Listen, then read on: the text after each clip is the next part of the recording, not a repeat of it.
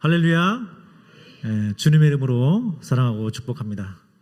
우리 앞뒤 좌우로 인사하겠습니다. 참 잘 오셨습니다. 많은 은혜 받으세요. 할렐루야. 감사합니다. 오전에 인사드리는 것 못지않게 굉장히 인사를 너무 잘 하시네요. 감사합니다. 제가 수요일 날에 가끔 쓸 때마다 항상 이제 무슨 말씀을 나눌까? 저에게는 마치 별미처럼 꼭 여러분과 함께 주시는 말씀을 나누는 그런 시간이기도 합니다. 특별히 최근에 쭉 걸치면서 저에게 왔었던 게 있다면 하나님의 뜻이라는 그거였어요. 하나님의 뜻.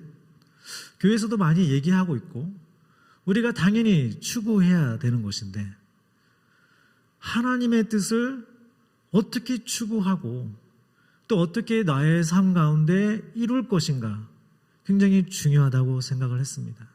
자칫 잘못하면 이 하나님의 뜻에 대해서 우리가 잘 적용하지 못하면 그냥 구름 뜬 신앙생활을 하게 되는 거예요. 하나님의 뜻을 외치는데 내 생활하고 직접 연관이 없는 것 같고 열매도 없는 것 같고 나는 뭔가 하나님의 일을 하고 있는 것 같은데 마치 율법적이 되어지고 점점 비판이 되어가는 거죠. 경건의 모양은 있지만 경건의 모습은 없는, 능력은 없는 그런 모습이 되어가고 있는 거죠. 하나님이 원하는 하나님의 뜻은 그게 아닌 거죠. 그렇다면 과연 하나님의 뜻은 어떻게 추구하고 어떻게 내 삶 가운데 이룰 수 있을 것인가? 오늘 제목은 내 입은 크게 열나지만 조금 더 부가적으로 설명을 붙이면 어떻게 하나님의 뜻을 이루는 법이 바로 오늘 저와 함께 나누고자 하는 것입니다. 성경 말씀을 보게 되면 하나님의 뜻 하게 되면 크게 두 가지로 분류를 할 수가 있습니다. 첫 번째는 대의적이고 변하지 않는 절대적인 하나님의 뜻. 예를 들자면 예수님은 다시 오십니다. 변하지 않는 거죠. 반드시 이루어지는 절대적인 하나님의 뜻인 거예요. 죽음 뒤에는 심판이 있습니다. 변하지 않는 절대적인 하나님의 뜻인 거예요. 이런 뜻이 있고 두 번째는 우리 일상생활 가운데 또 개별적으로 만날 수 있는 임의적인 하나님의 뜻이 있습니다. 그거는 이제 제가 차차 말씀을 드릴 거고요. 자, 그렇다면 이 앞에 대의적이고 절대적인 완전하신 하나님의 뜻은 우리가 성경 말씀을 통해서 알 수가 있어요. 그러면 나의 삶 가운데 내가 속한 가정, 교회, 내가 부딪히는 문제 가운데 하나님의 뜻은 어떻게 알 수 있을까요? 우리가 나침판을 보게 되면 나침판에 걸리는 게 없으면 항상 올바른 방향을 가리키게 되어 있습니다. 우리의 신앙생활도 마찬가지라는 거예요. 우리의 신앙생활 가운데 정상적으로 하나님과의 올바른 관계를 맺고 있다면 우리가 주님 앞에 죄를 짓지 않고 있고 죄를 짓더라도 바로바로 회개하고 있고 주님 앞에 기도하고 있고 내 안에 성령으로 충만한 가운데 말씀 가운데 거한다면 성령님을 통해서 양심을 통해서 주변 환경을 통해서 여러 가지 다양한 방법을 통해서 하나님께서 그 뜻을 계시해 주시고 계시고 그걸 알 수 있다고 하는 말씀하고 있는 거예요. 구체적으로 말씀을 드리면 영은 영으로 분별할 수 있다라고 얘기하고 있는 거예요. 우리 영에 깨어 있으면 저거는 하나님으로부터 온 거구나. 저거는 사람 혼적인 거네. 우리가 알 수 있다는 거예요. 마음을 새롭게 함으로 변화를 받아 하나님의 선하시고 기뻐하시고 온전한 뜻을 분별할 수 있다라고 얘기하고 있는 거예요. 내 안에 주의 성령으로 말미암아 새롭게 되어지면 하나님의 뜻을 알 수 있다는 거예요. 만약 그렇지 않고 내 마음 그대로 이전에 그 마음 그대로 있으면 당연히 하나님의 뜻을 모르게 되겠죠. 또한 하나님께서는 네가 하나님의 뜻을 행하려고 하면 하나님의 뜻을 알 수 있다고 말씀하고 있는 거예요. 구체적으로 예를 들자면 내 가정 안에서 내가 아내를 사랑하기 위해서 그 뜻에 순종하게 되면 참고 인내하고 어떻게 더 사랑하고 아껴줄 수 있을까? 하게 되면 하나님의 뜻을 발견하는 거예요. 아내도 마찬가지고 자녀 사랑도 마찬가지고 교회에서도 마찬가지입니다. 내가 이 가운데서 깨어서 기도하는 가운데 내 모임 가운데 하나님의 뜻은 뭘까? 이게 하나님의 뜻 가운데 내가 그것을 위해서 그 실천하면 이 가운데 하나님 무엇을 원하시는 것을 알 수 있다라고 하나님은 말씀하고 있는 거예요. 말씀과 기도 가운데 내가 깨어있으면 우리는 내 삶 가운데 있는 하나님의 뜻을 알 수가 있는데, 자, 그러면 이 하나님의 뜻을 구체적으로 어떻게 실천할 수 있을 것인가? 우리가 무엇인가를 구체적으로 실현하기 위해서는 우리는 크게 세 가지를 봅니다. 첫 번째는 목표가 있어야 된다고 하는 거예요. 목표. 우리의 크리스찬들은 목표는 뭡니까? 하나님의 뜻이 되겠죠. 나는 하나님의 뜻을 이룰 거야. 이게 이제 하나님의 뜻, 목표가 되는 거예요. 그 다음에 뭐가 되죠? 세상에서 얘기하는 이제 전략과 전술이 나오는 거예요. 손자문법이 나오는 건데, 이제 전략은 뭐냐? 전략은 이 목표를 달성하기 위한 이제 실행 계획이 필요한 거죠. 하나님의 뜻이 교회를 향한 나를 향한 하나님의 뜻이 이거였는데, 그러면 이 실행 계획이 무엇인지 내가 그를 알아야 되는 거예요. 그 다음에 전술. 내가 실행 계획을 알았다면 구체적으로 어떻게 행동하는지 알고 실천해야지 하나님의 뜻이 내 삶 가운데 이루어지는 거예요. 앞에 목표만 하나님의 뜻을 이룹시다, 이거 합시다 외치는 것은 되지 않는다는 거예요. 하나님 뜻은 이거구나, 내가 이것을 해야 되는데 구체적으로 무엇을 해야 되는 거구나, 실천할 때 비로소 앞에 뒤에 그게 열매가 나타나는 거예요. 거꾸로 내가 하나님의 뜻을 모르고 내가 어떻게 실행 가운데 어떻게 방향을 모른 채로 그냥 내 자신에게 주어진 것만 나만 생각하면서 하게 되면 방향을 잃어버리게 되는 것입니다. 우리 다시 한번 크게 성경에서 얘기하는 이 변하지 않는 절대적인 뜻을 한번 보길 원하는데, 우리가 이 세상에 사는 동안에 하나님의 뜻은 무엇일까요? 마태복음에 이렇게 말씀하고 있습니다. 예수께서 나와 일러 가라사대 하늘과 땅의 모든 권세를 내게 주셨으니 그러므로 너희는 가서 모든 족속으로 제자를 삼아 아버지와 아들과 성령의 이름으로 침례를 주고 내가 너에게 분부한 모든 것을 가르쳐 지키게 하라. 볼지어다 내가 세상 끝날까지 너희와 항상 함께 있으리라 하시니라. 사도행전 1장 8절. 오직 성령이 너에게 임하시면 너희가 권능을 받고 예루살렘과 온 유대와 사마리아와 땅까지로 내 증인이 되리라 하시니라. 하나님의 분명하신 뜻은 이 땅에 우리가 사는 동안에 우리가 영원히 구원을 받고 하나님과 교제하면서 하나님을 찬양하면서 모든 족속으로 제자를 삼고 하나님의 증인이 되는 게 하나님의 뜻인 거예요. 우리는 이걸 잊어서는 안 되는 거예요. 자, 그러면 내가 하나님의 뜻을 알았어요. 그러면 전략, 실행 계획은 뭘까? 지난번에 왔을 때 제가 말씀을 드렸습니다. 이 마지막 때에 하나님께서 이 온 족속, 민족을 너희가 차지하기 위해서는 너희가 살고 있는 7 영역에 대해서 너희가 반드시 차지해야 된다라고 말씀을 드렸어요. 기억나시나요? 가정, 종교, 교회, 교육, 문화, 대중매체, 경제, 직장, 사업이죠. 정부. 이 영역에 대해서 너희는 반드시 차지해라. 그래야 할 때 나의 복음이 내가 이 족속을 나의 것으로 제자를 삼을 수 있다라고 말씀드렸어요. 이 7산을 정복하라. 그리하면 너희는 그 나라를 얻을 것이라 말씀하신 것입니다. 자, 그러면 이제 내 방향을 알았어요. 방향을 알았습니다. 내가 있는 가정, 내가 있는 직장, 내가 아이들이 있는 교육, 교회, 문화, 그리고 이 나라 정부를 위해서 하나님의 뜻이 이루게 해야 되겠구나. 이제 거기까지 알았어요. 이제 전술, 나는 무엇을 해야 되죠? 그것에 대해서 나는 무엇을 해야 될까요? 오늘 말씀하심이 거기 나와 있는 겁니다. 오늘 말씀 가운데 내 입을 크게 열라. 내가 채우리라. 말씀하고 있는 거예요. 믿음을 활용해라. 기도를 통해서 믿음을 활용해서 너의 그릇을 만들 때 내가 그것을 이루어 주겠다라고 얘기하고 있는 거예요. 오늘 본문 말씀에 나오는 것처럼 하지만 많은 사람들이 크리스찬임에도 불구하고 하나님의 말씀을 드리려 하지 않는다는 거예요. 교회에서 예배드리고 나는 신자입니다 하지만 진짜로 나의 삶 가운데 하나님의 말씀을 드리려 하지 않고 그냥 자기 일에 바쁘다라고 얘기하고 있어요. 주님은 믿음으로 나에게 나아오라. 너는 내 입을 크게 벌려라. 내가 너를 회복시킬 것이고 너에게 좋은 소선을 먹일 것이다 라고 하나님은 계속해서 말씀하고 있는 것입니다. 질문이 있습니다.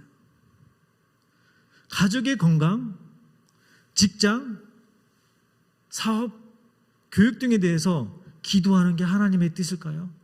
우리는 하나님의 뜻을 추구해야 되는데 가족의 건강을 위해서 기도하고 직장에서 잘 되길 위해서 기도하고 사업이 잘 되길 위해서 기도하고 애들이 좋은 교육 받기를 위해서 기도하고 이 나라 이게 정말 하나님의 뜻일까요?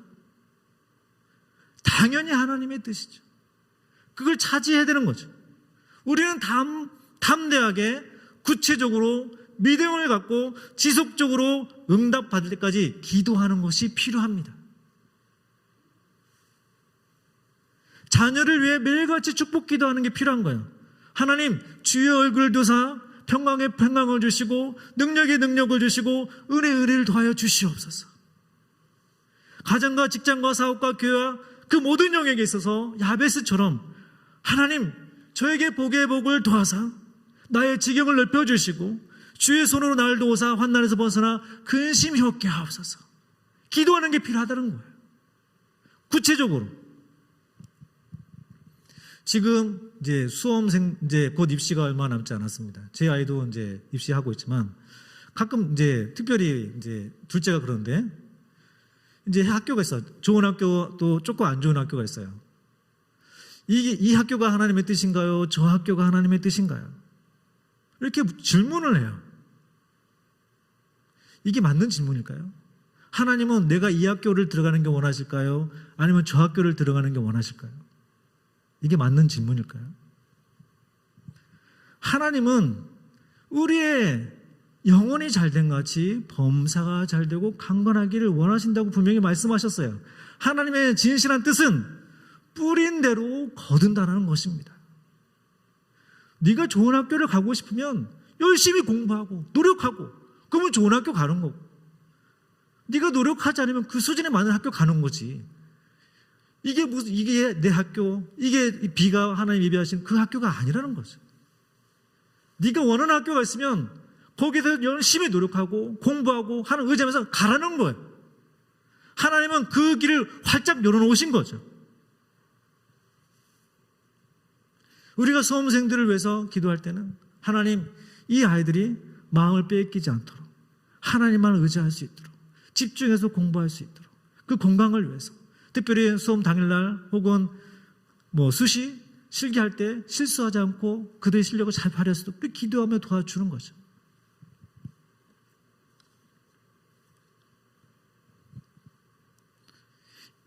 기도의 사람 이엔 바운즈는 이렇게 얘기합니다. 기도를 실패한다는 것은 인생의 모든 영역에 실패를 의미한다. 내가 해야 하는 것, 내가 드리는 예배, 영적인 진보의 실패를 의미한다는 거예요.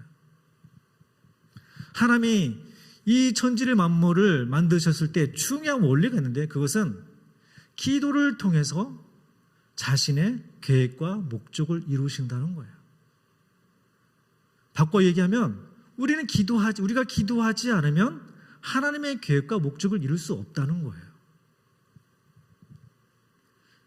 사람은 기도하고 하나님께서는 그 기도를 듣고 응답하시고 하나님은 이 하나님의 사자들 천사를 통해서 그걸 실행하게 하는 것입니다. 이게 영적인 원리라는 거예요.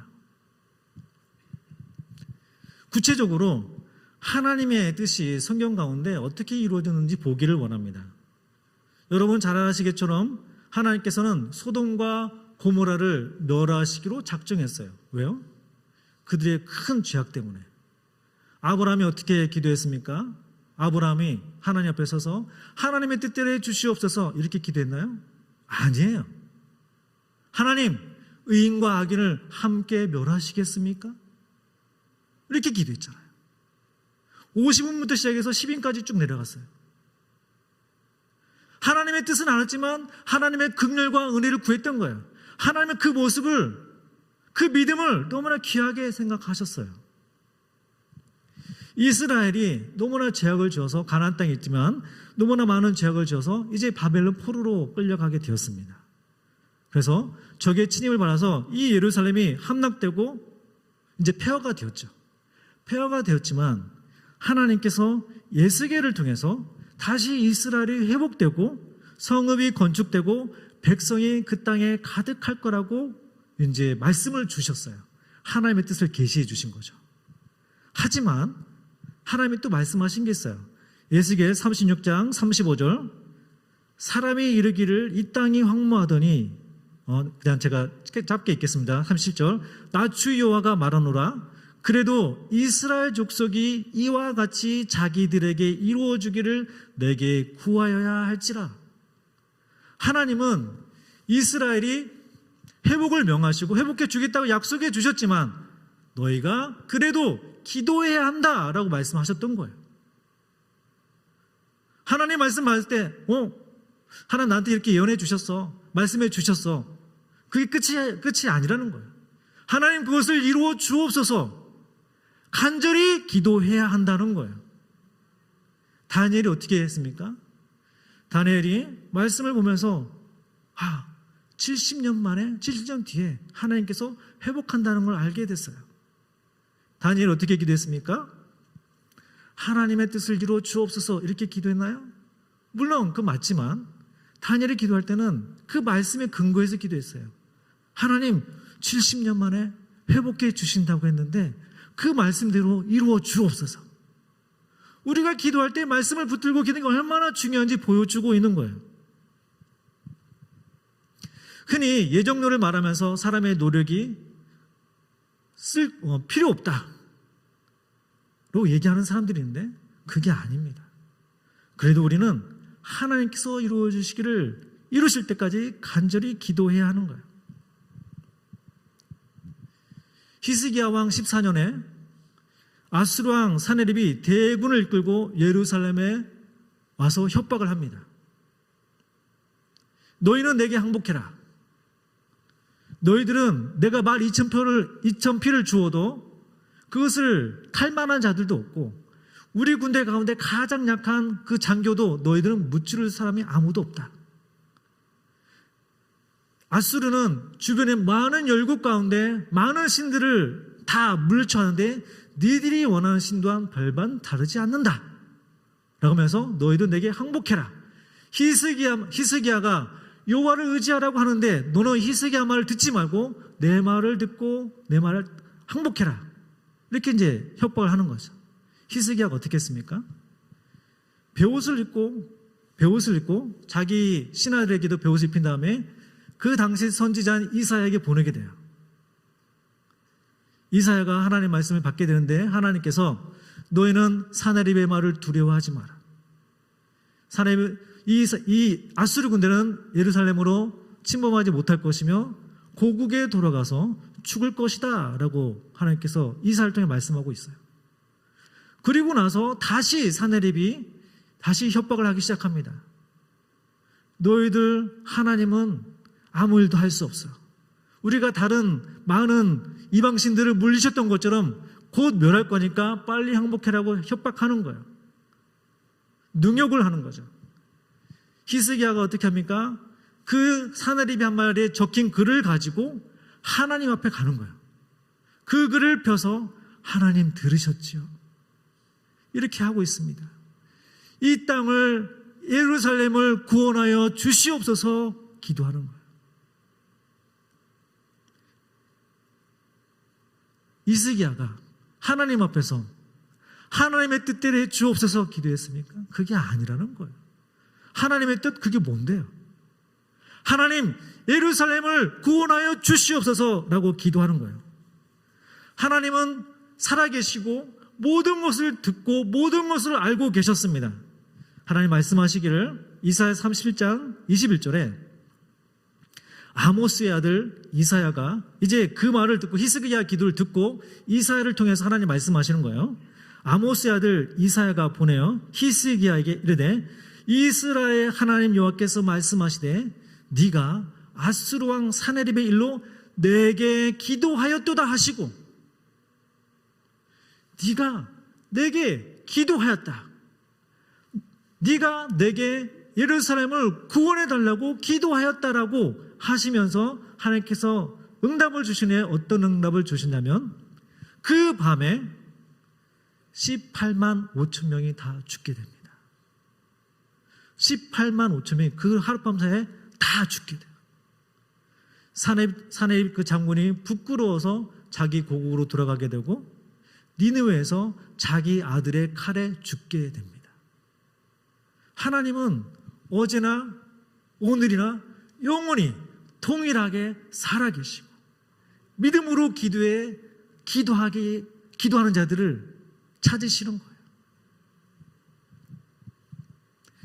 다윗이 우리아의 아내 바세바를 취하고 임신해서 그 아이가 병들었을 때 다윗이 어떻게 했죠? 하나님 말씀하십니다. 나단을 통해서 이 아이는 죽는다. 다윗은 알고 있었어요. 하지만 다윗은 이 아이가 죽기 7일 동안 베옷을 입고 땅에 엎드려서 금식하면서 이 아이를 고쳐달라고 기도했어요. 비록 나단을 통해서 이 아이가 죽게 되는 걸 알았지만 이 아이를 살려달라고 금식하면서 기도했다는 거예요. 하나님 살려주시든 데려가시든 하나님의 뜻대로 이게 아닌 거예요. 하나님 알았지만 하나님 살려주시옵소서. 나중에 신하들이 묻죠. 아이가 죽은 것을 다윗이 알고 다윗이 아무렇지도 않은 것처럼 옷을 갈아입고 평상시처럼 먹을 것을 먹고 있으니까 이상하다. 정말 그렇게까지 금식하고 했으면 아이가 죽은 걸 알면 더 슬퍼할 텐데 아무렇지도 않은 것처럼 그냥 평상시처럼 옷을 입고 밥을 먹으니까 궁금한 거예요. 왜 그렇게 하십니까? 라고 하니까 사무엘하 12장 22절 가로되 아이가 살았을 때 내가 금식하고 온 것은 혹시 하나님 여호와께서 나를 불쌍히 여기사 아이를 살려주실는지 누가 할까 생각함이오니와 이렇게 고백하고 있다는 거예요. 다윗은 면전에 자기 상 가운데 마치 그 살아계신 하나님을 늘 동행하는 것처럼 그렇게 행동하면서 믿고 구했다는 거예요.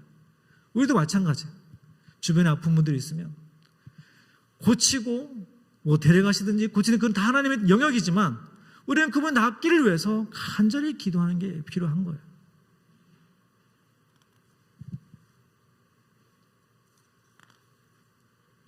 신약으로 가보겠습니다. 신약에서는 이런 표현이 있어요. 예수님께 나아온 자들은 다 고쳐줬다는 거예요. 예수께서 저희 병을 다 고치시고 손을 대게 하시기를 간구하니 손을 대는 자는 다 나음을 얻으니 예수님께서 그들 모두에게 손을 얹으시고 고쳐주셨다. 예수님에게서 나와 그들을 모두 낫게 하였다. 무슨 말이죠? 저와 여러분 가운데 누구 하나 편애함 없이 누구든지 예수님께 나가는 사람은 누구든지 마음의 문을 열고 믿음을 가지고 기도하는 사람은 하나님께서 응답해 주시겠다는 겁니다. 동일하게 열려 있다는 거예요.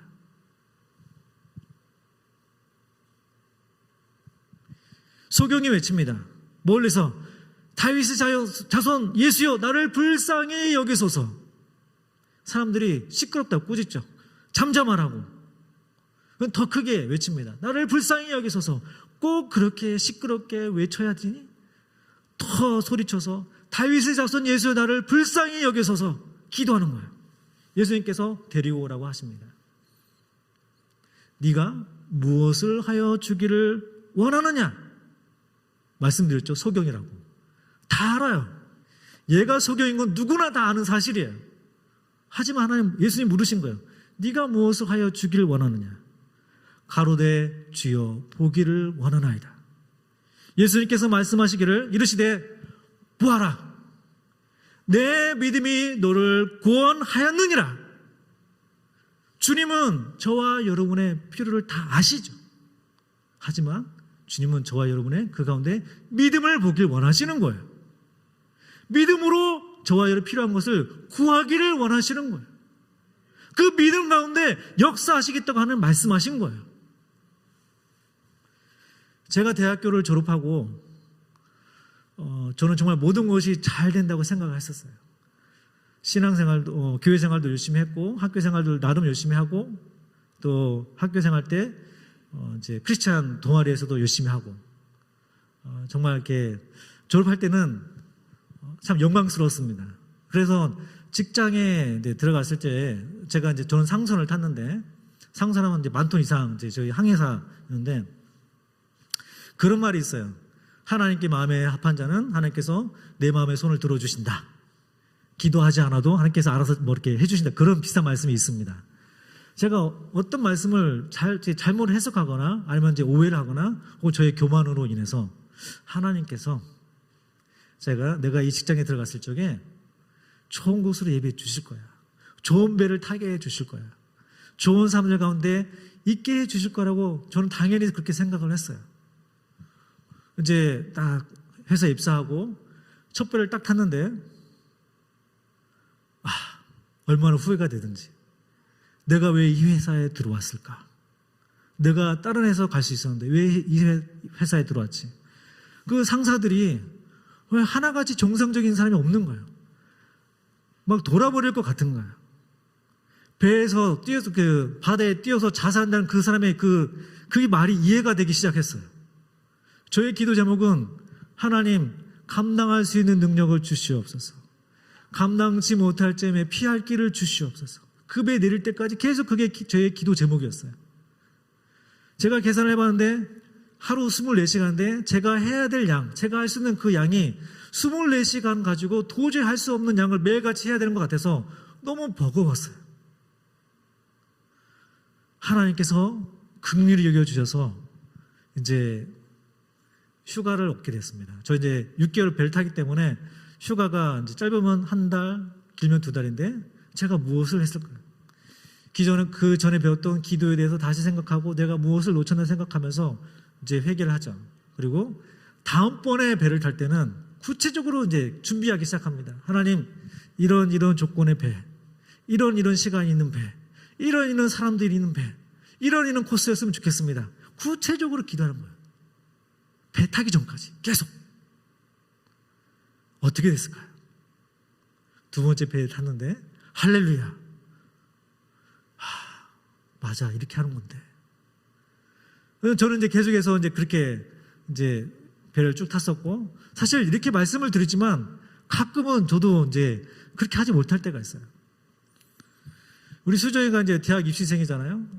이제 걔가 바이올린을 하는데 이 이제 실기를 칠 때 항상 중요한 게 뭐냐면 순번도 중요함. 많은 간증이 있지만 순번도 굉장히 중요합니다. 학교에서 이제 실기 시험 칠 때 이제 제가 수정이 실력을 아니까 너 좀 잘 봤니? 그러면 아주 쿨하게 얘기해요. 뭐 신경 안 쓰는 그런 표정 있잖아요. 이렇게 뭐 어떻다는 건데 그러면 순번이 안 좋다는 거예요. 자기는 아무리 뽑아도 똥손이래요. 그래서 결과에 신경 안 쓰고 그냥 수능에만 입시만 신경 쓰겠다는 거예요. 아, 그래? 이제 저 수시 이제 수정이가 수능 이제 수시 다 끝났거든요. 아무리 생각해도 이제 이게 안 될 것 같아서 야, 우리 이제 너 수시를 하는데 구체적으로 기도하자. 이제 저 계속 기도한 거예요. 개인적으로 기도할 때 하고 가족끼리 모여서 기도할 때도 이제 하는 거죠. 하고 이제 수정이는 수시가 이제 지난주에 다 끝났어요. 제가 물어보죠. 수정아, 너 순번 어땠어? 3개를 쳤는데 너무나 좋았다는 거예요. 자기가 애들한테 얘기했을 때 애들이 너는 왜 금손이다 얘? 막 이렇게 얘기했다는 거예요. 야, 수정아, 하나님께서 역사하셨다. 너 그렇게 기도했지? 아니, 나 그렇게 기도 안 했어. 야, 아빠는 그렇게 기도했어. 그래서 하나님께서 우리가 구체적으로 기도하는 게 굉장히 중요하다는 거예요.